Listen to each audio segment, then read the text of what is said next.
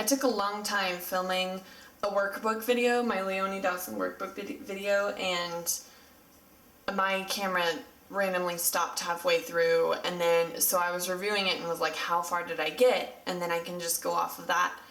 But it was way too bright. Like, the exposure was like, I looked like I was blending in with the book because it was so bright. So I'm just gonna make a different video, and I will leave that video for a different day.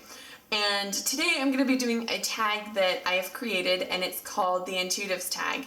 And I didn't know of a better way to make it, because I was thinking of like, oh, the witch's tag, but I'm not necessarily a witch. I don't call myself a witch just because I don't necessarily follow everything that comes with being a witch, and so I felt like I wasn't worthy of calling myself a witch. So I just call myself an intuitive / psychic, because I feel like that's the best thing that fits into what I do and stuff like that. So I called it the intuitive tag, so it can apply to anybody who has intuitive abilities or abilities in general, or is interested in them, or is a witch or a Wiccan, or whatever you want to call yourself. You can do this tag if you choose. So I'm going to go right ahead and start. And if you see me looking down, that's because I'm looking at my phone. I have it on my phone, so forgive me. I have it. Yeah, I'm going to be looking down a lot.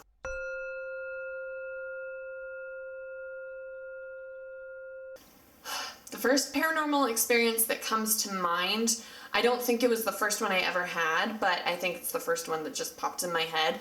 The first one is, I was in my bedroom when I was really young. I want to say that I was like maybe 5 or 6, but I can't remember the age correctly. And I was sleeping in my bedroom, and I remember looking towards our closet and seeing a shadow figure standing by the closet door. And at the time, it really freaked me out, because I was like, I don't know what this is. I don't know if I'm like dreaming while I'm awake or what. I just don't, like, I was really freaked out. But that's the first paranormal experience that I can think of.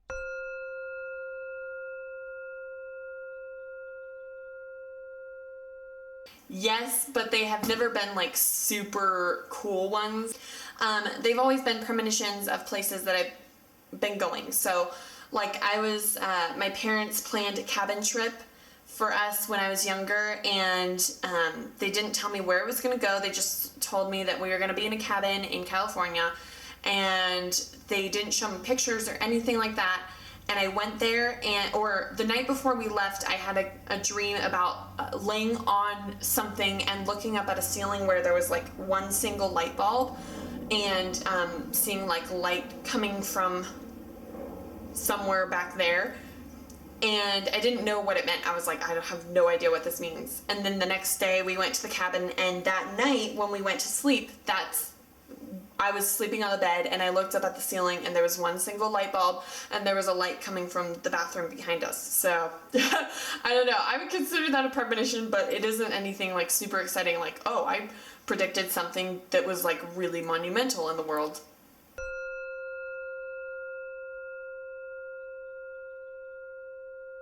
My first deck was the Angel Tarot deck by Doreen Virtue and Radley Valentine, and I received it from a friend in, I believe it was November or December of 2012.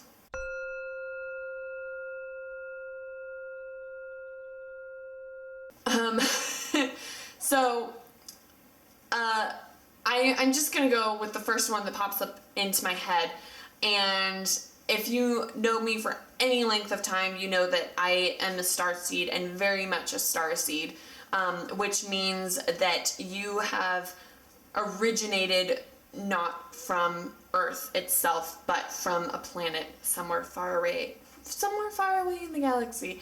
And I know it sounds really crazy, and I know I understand fully that I sound like a crazy person, but my most prominent past life that I can remember is I was on a water planet, and how can I explain this? So the planet is like this big like water bubble almost, or it used to be a big water bubble, and then it has like this like band of water around this like bubble, and then in the bubble there's like the living space.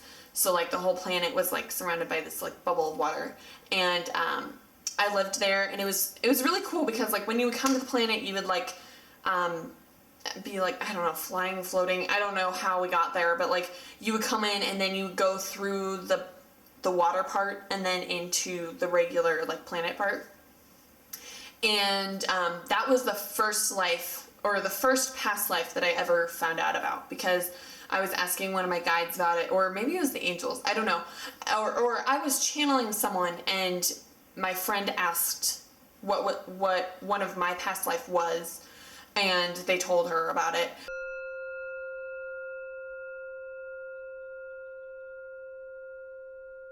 I feel most drawn to water, probably hands down. I have had times where I feel almost more pulled towards fire, but overall I always end up going back to water and figuring out that that's just an element that I really connect to. So yeah, it's probably water.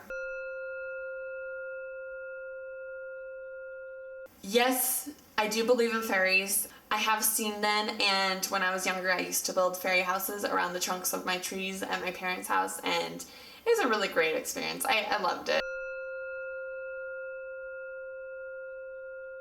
Hands down, moon. Sometimes there are times when I really enjoy sunlight. I like sitting in it and feeling the warmth, but overall I definitely prefer the moon, just because it's a much gentler experience than being in sunlight. Sometimes sunlight just bugs the crap out of me. I can't stand it. It's too bright. It's too blaringly in my face. I'm not really a big fan of it, but definitely the moon.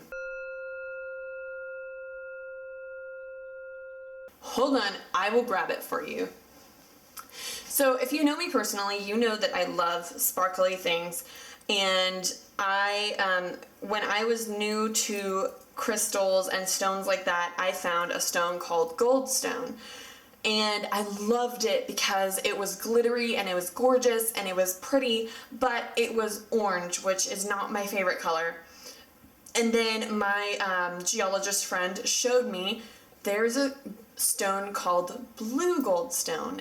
It's very sparkly, and it's actually a man-made stone, which, funny enough, I find that a lot of stones that I really, really enjoy are man-made, but it's one of my favorites because it's glittery and it reminds me of the stars, and especially with my star seed origins, I feel like that is really fitting for me, and I always find myself going back to it. It's a very calming stone for me, and it brings me a lot of just comfort. I don't know why. When I feel gold or blue goldstone, I just feel really great, and I just love it. Other favorites of mine are opalite, moldavite, and aquamarine, because aquamarine is my birthstone and I've loved it since I was a kid, and moldavite is just amazing because it's like super starry, and then I love opalite because I just love the color of it and I love the feeling of the energy that it gives off. Very calming, very soothing, and it just, I don't know why, but it reminds me of like a rainbow bubble bath. It's just like super relaxing. Yes, I can. I have seen spirits and angels from a very young age. I never had, well, I want to say that I never had aliens visit, but I think I have.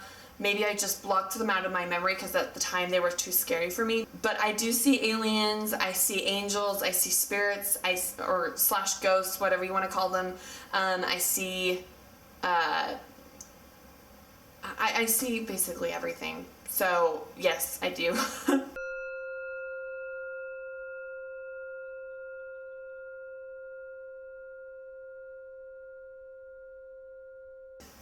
The two that I feel most drawn to would be to fly on a broomstick or be able to breathe underwater, but I don't know what I would want to do more, because breathing underwater would be so cool because I would be able to like swim around in Tahoe and not have to like hold my breath or anything like that. But The one downside to that is that I'm terrified of deep water, so I feel like it would be kind of useless. So I feel like flying on a broomstick would be funner because I would be able to use it every day rather than like just in certain circumstances. So I'd probably choose flying on a broomstick because that would just be awesome.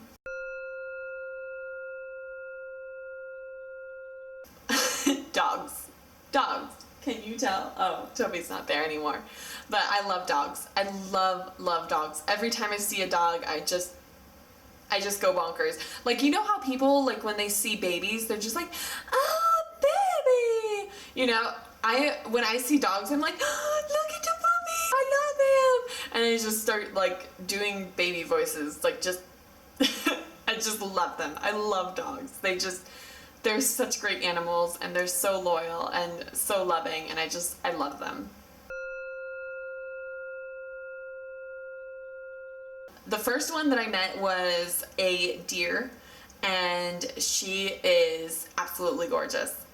I don't know if she's around as much anymore, but I think she may have been a short-term guide, but when she appeared to me, she was so beautiful and so graceful looking, and I just connected to her right away, and she was very comforting for me at the time because I was going through a really hard time with depression and getting over a lot of things that had happened, and she was just such a comfort, and she was beautiful. So my first spirit animal that I met was a deer.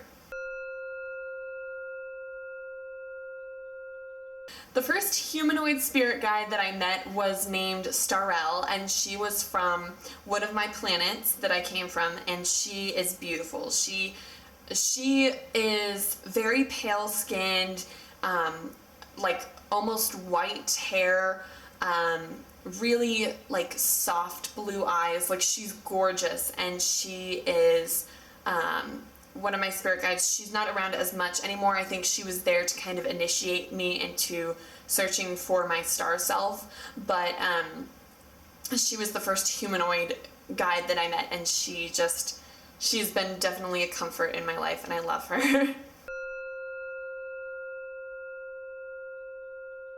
Absolutely the stars. The earth is very comforting at sometimes, but for the most part, I feel much more connected to the stars. Whenever I look out at them at night, I just feel a huge sense of comfort. I just feel so connected to them. I really enjoy saging spaces, but I cannot stand the way that burning sage smells. I don't know why I don't like it so much, but the smell is just really unpleasant to me. So I always use sage sprays, and even though I feel like they aren't as effective as burning sage, they are pretty effective, and I really love doing that.